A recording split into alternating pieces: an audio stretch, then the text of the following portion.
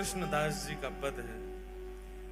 और ये पद स्थिति बताता है उस व्यक्ति की जिसके सर्व कृष्ण धन कृष्ण मन कृष्ण ही हमारो धन, आठों याम ऊधो हमें कृष्ण ही सो काम है। जिसकी स्थिति सर्वस्व श्री कृष्ण बन चुके हैं वो ऐसा ही हो जाता है। भैया एक बात हमारी सुनो, अपने ठाकुरों को, आप सबके घर में ठाकुर जी हैं, श्रृंगार एक बार को कम धारण करा दो चलेगो, भोग एक बार को सामान्य लगा दो चलेगो, पर ये रसिक जनों की वाणी जरूर सुनाओ, अपने ठाकुर के आगे बैठ के गाया करो। मैं कथाओं में कहता हूं बार बार, इन पदों को सुनकर के ठाकुर जी प्रकट हो जाते थे और सामने खड़े खड़े कृष्णदास गा रहे हैं और ठुमक ठुमक करके श्रीनाथ जी नृत्य कर रहे हैं, सूरदास जी गा रहे हैं, ठाकुर जी थोड़ी पे हाथ धर के सामने बैठ के सुनते थे, कुम्मन दास जी गा रहे हैं, ठाकुर जी लपक के गोद में कूद पड़ते, हितरवंश महाप्रभु गा रहे हैं, श्री ठाकुर जी लीला कर रहे हैं, स्वामी श्री हरदास जी गा रहे हैं और ठाकुर जी सामने बैठ के वंशी बजा रहे हैं। हमारे संग करते हैं हमारे ठाकुर जी ऐसा? इसलिए रसिक जनों के पद जरूर सुनाया करो। और लोग पूछते हैं कहां मिलेंगे, ढूंढो, कुछ तो करो, मेहनत करो, परिश्रम करके लाओ, अष्ट सखाओं के पद लाओ, स्वामी श्री हरदास जी के पद लाओ, हितरवंश महाप्रभु सेवक जी महाराज आदि के सबके पद लाओ, इन पदों को सुनाओ, जयदेव महाप्रभु का गीत गोविंद सुनाओ। माधवदास जी जगन्नाथपुरी आ गए। माधवदास जी का एक नियम था, बहुत ध्यानपूर्वक सुनना। माधवदास जी जब जगन्नाथपुरी गए तो 3 दिन तक महाप्रभु जगन्नाथ जी को उन्होंने दर्शन नहीं किया। जगन्नाथपुरी पहुंचे, पहुंचते ही जगन्नाथ जी का श्री मंदिर देख करके रोने लगे और रोते रोते समुद्र के किनारे बैठ गए और जाकर के अपने आप को कोसते हुए रुदन करने लगे। किसी ने पूछा माधवदास जी ने दर्शन क्यों नहीं किया? बोले माधवदास जी अपने मन में विचार करने में 21 वर्ष का हो गया, अपने 21 वर्ष मैंने विषय भोग में व्यतीत कर दिए, जगन्नाथ जी की शरण में पहले क्यों नहीं आया?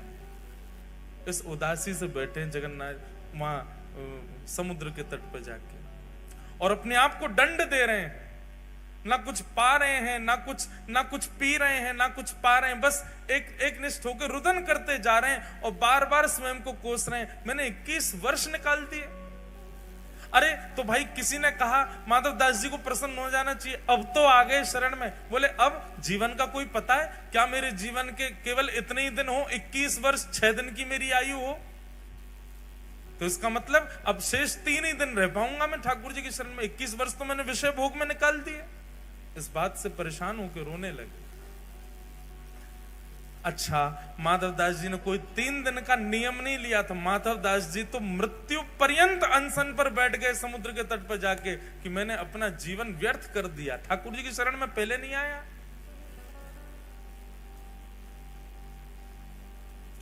तीन दिन बाद महाप्रभु जगन्नाथ जी ब्रह्मवेदी पर बैठे हैं, महाप्रसाद सामने रखा है, लक्ष्मी मैया हाथ जोड़ करके खड़ी हैं, ठाकुर जी से कह रही हैं नाथ भोग आरोग। जगन्नाथ प्रभु कह रहे हैं देवी इच्छा नहीं हो रही। क्यों? आप तो जगन्नाथ हो, आप तो प्रसाद देखते ही महाराज हाथ लंबे कर लेते हो, दूर दूर से पाने लग जाते हो, और आज आपको इच्छा नहीं हो रही, क्या बात है? महाप्रभु जी कहते हैं एक मेरा भक्त सब छोड़ के आ गया, सब त्याग करके आया, त्याग करके मेरे शरण में आया है, लेकिन इस बात की ग्लानि में बैठा है कि इतने वर्ष मैंने क्यों संसार में विषय भोग भोगे, और वो भूखा प्यासा 3 दिन से पुरी में समुद्र के तट पर बैठा है। मुझे उसकी याद आ रही है, मुझे भूख नहीं लग रही है, तुम कुछ करो, उसके पास प्रसाद भिजवाओ, वो पाएगा तब मैं प्रसन्न होऊंगा। लक्ष्मी जी ने स्वर्ण के थाल में महाप्रसाद को, जबकि थाल में कभी महाप्रसाद नहीं पाया जाता, थाल में प्रसाद केवल ठाकुर जी पा सकते हैं जगन्नाथपुरी में, बाकी सबको तो पत्रों में पाना पड़ता है। मट्टी के बर्तन में पाना पड़ता, थाल में कोई प्रसाद नहीं पाता। लेकिन सन्मुख का थाल जिसमें महाप्रभु जगन्नाथ भोग लगाते हैं, वही थाल जगन्नाथ जी के अधुरामृत से युक्त थाल एक बालक का रूप धारण करके माधवदास जी के पास ले जाया गया और माधवदास जी के पास रख करके कहा, बोले कि आप ही माधवदास हैं? स्वर सुनकर के बोले हाँ जी मैं ही हूं। बोले श्री ठाकुर जी ने आपके लिए प्रसाद भेजा है मंदिर से, पा लीजिए। माधवदास जी तो महाराज प्रसाद देखने में व्यस्त हो गए, बालक अंतर ध्यान हो गया, प्रसाद देख करके इतने प्रसन्न हो गए, बोले ठाकुर जी ने प्रसाद भेजा, तुरंत प्रसाद पा लिया। प्रातः काल होते ही मंदिर में थाल नहीं मिला, सब जगह हाहाकार मच गई, पुजारियों पर प्रश्न चिन्ह उठाने लगे। गजपति महाराज ने पुजारियों को खड़ा किया, थाल कहां गया ठाकुर जी का? सब बोले हमने तो भीतर ही पधराया, पता नहीं कहां गया। ठाकुर जी ने गजपति राजा को स्वप्न आदेश दिया, बोले चिंता नहीं करो, समुद्र के तट पर माधवदास नाम के भक्त हैं, उनके पास ही वो थाल में नहीं भिजवाया था, क्योंकि वो 3 दिन से अनशन पर बैठे थे। ये खबर सुनते ही सब पुजारियों सहित गजपति राजा गए और समुद्र तट पर देखा माधवदास जी बैठे प्रसन्न मुद्रा में, स्वर्ण का थाल रखा है, प्रसाद पा चुके हैं। सबने जाके दंडवत किया और कहा महाराज आप दर्शन के लिए चलो। समस्त पुजारी और गजपति राजा माधवदास जी को लेकर के मंदिर में जैसे ही गए, मंदिर में माधवदास जी के प्रवेश करते ही ब्रह्मवेदी पर बैठे श्री जगन्नाथ झूमने लगे, ऐसे आनंदित होने लगे माधवदास को देखते।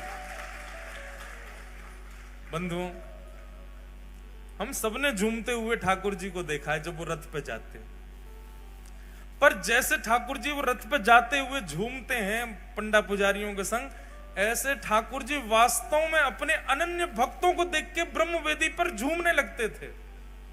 कितने प्रसंगों में मैंने देखा, माधवदास जी के प्रसंग में देखा, यहां सालवेग के प्रसंग में देखा, रघुदास नाम के भक्त हुए उनके प्रसंग में देखा, ठाकुर जी ऐसे झूमते थे, मस्त मदमस्त हो जाते, जैसे मानो कोई वस्तु हो। अब हमारे जो जगन्नाथ जी है ना, भागवत जी वाले, ये भी झूम जाते हैं। कई बार कथा में जोरदार कीर्तन होता है तो जोर से माइक बजता है तो ये भी ऐसे झूमते हैं, कभी कभी दिखते हैं। तो ठाकुर जी झूमने लगे माधवदास को, और जैसे ही झूमने लगे सब पंडा पुजारी जय जयकार करने लगे, हरि हरि बोलो, हरि हरि बोलो। महाप्रभु प्रसन्न हो गए माधवदास को देख करके। माधवदास जी ने प्रथम दर्शन किया श्री जगन्नाथ जी का, नेत्रों में अश्रु भराए, ठाकुर जी को निहारते रहे, दर्शन किया। अब नित्य माधवदास जी दर्शन को जाने लगे। बहुत सुंदर चरित्र है माधवदास जी का। मैं तो आज 5-6 चरित्र सुनाने के भाव से आया था, अब जितने हो जाएं सुनो। माधवदास जी परम विद्वान थे। माधवदास जी के चरित्र में आता है, बहुत ध्यानपूर्वक सुनिएगा।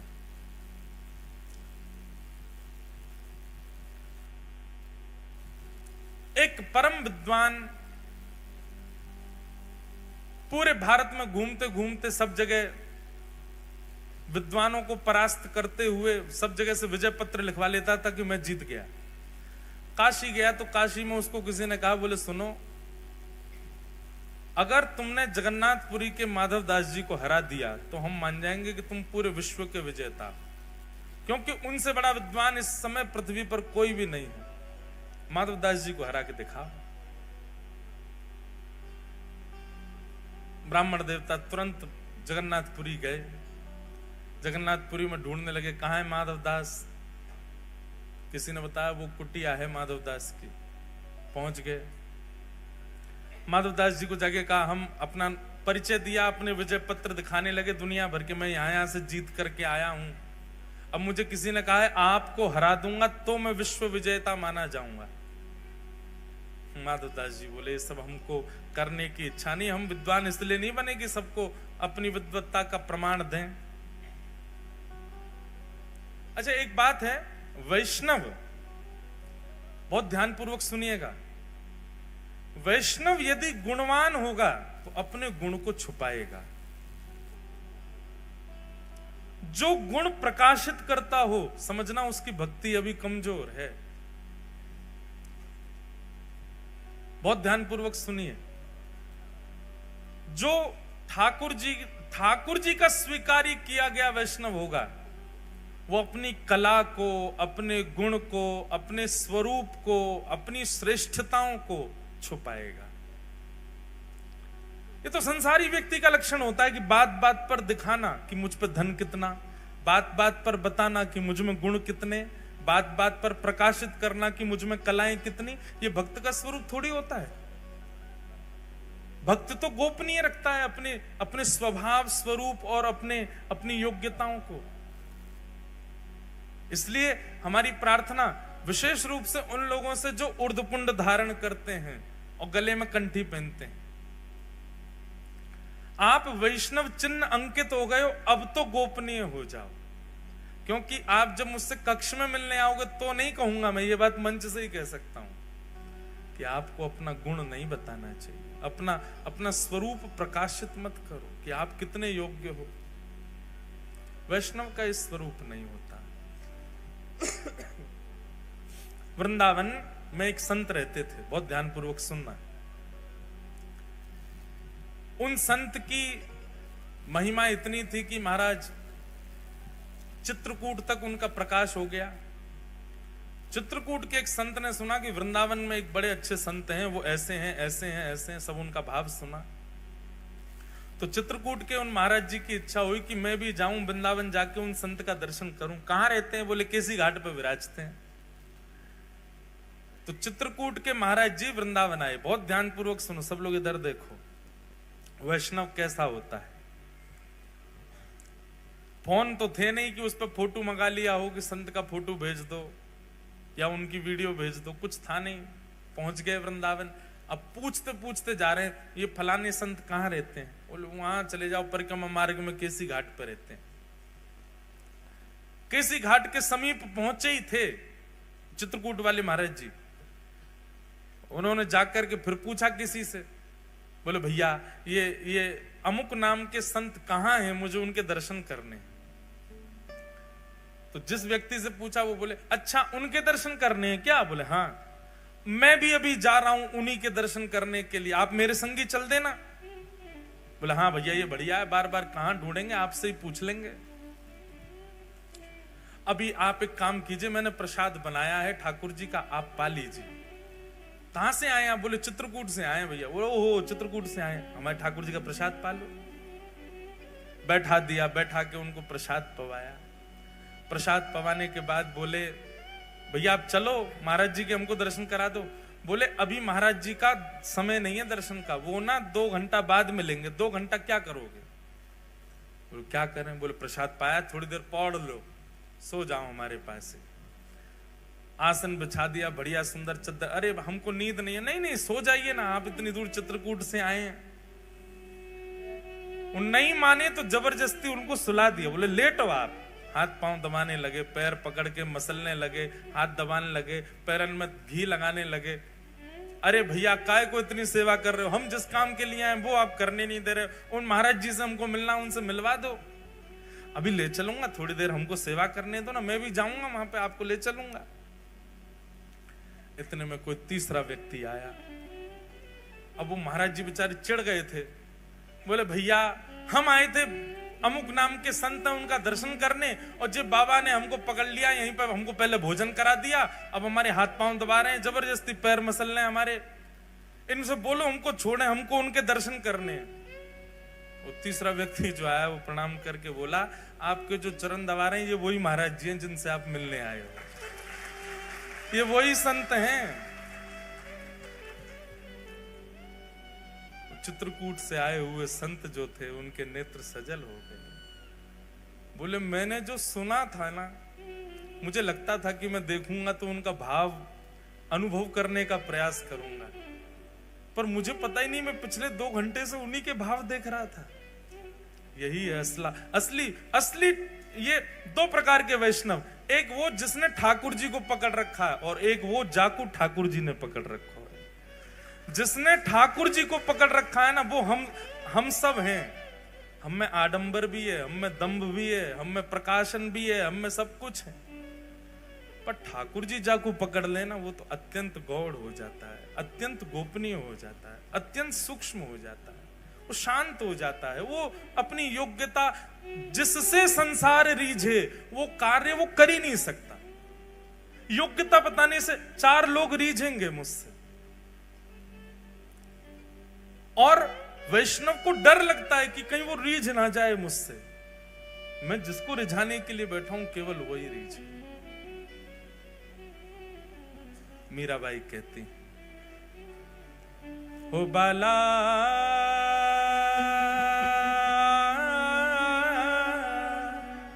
मैं बैरागन हूंगी, मैं बैरागन हूंगी, मैं बैरागन। क्यों? इस पूरे पद की जो विशेष लाइन है ना, जो विशेष बात है मीराबाई की। आप लोग कहोगे मीराबाई भी तो प्रकाशित कर रही हैं कि मैं बैरागन होंगी, सबको गा गा के क्यों बता रही हैं? उनका कहने का एक ही उद्देश्य है, जिससे सब रीझे उसलिए नहीं। गाना मेरे साथ। जिन भेषा मारो सावरो रीझे, जिन भेषा मारो सावरो रीझे, जिन भेषा मेरो सावरो रीझे, जिन भेषा मेरो सावरो रीझे, मैं सोही भेष धरूंगी, मैं तो सोही भेष धरूंगी,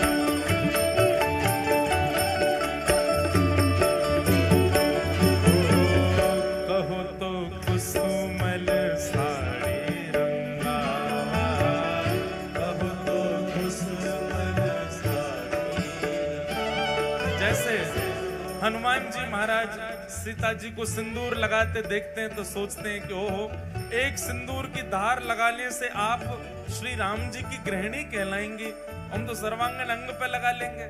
ऐसे मीराबाई भी साधुओं से संतों से पूछती हैं, आप गेरुआ वस्त्र क्यों पहनते हैं? बोले इससे ये पहचान होती है कि हम ठाकुर जी के हैं। मीराबाई महाराज वही पहन के आ जाती हैं। बोले जिससे ये पता लगे कि मैं श्याम सुंदर क्यों, मैं तो वो पहनूंगी। कहो तो कुसुमल सा